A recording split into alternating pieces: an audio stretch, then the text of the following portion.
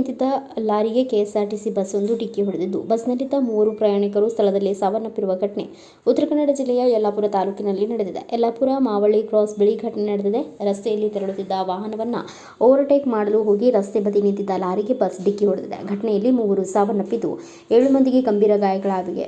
ಗಾಯಾಳುಗಳನ್ನು ಹುಬ್ಬಳ್ಳಿಯ ಕಿಮ್ಸ್ ಆಸ್ಪತ್ರೆಗೆ ದಾಖಲಿಸಲಾಗಿದೆ. ಘಟನೆಯಲ್ಲಿ ಬಾಗಲಕೋಟೆ ಜಿಲ್ಲೆಯ ಬಾದಾಮಿ ತಾಲೂಕಿನ ಗುಳದಗುಡ್ಡ ಗ್ರಾಮದ ನೀಲವ್ವ ಹರ್ದೊಳ್ಳಿ, ಜಾಲಿಹಾಳ ಗ್ರಾಮದ ಗಿರ್ಜವ್ವ ಬೂದನ್ನವರ್ ಹಾಗೂ ಸುಮಾರು 45 ವರ್ಷದ ಮತ್ತೊಬ್ಬ ವ್ಯಕ್ತಿ ಮೃತಪಟ್ಟಿದ್ದಾರೆ.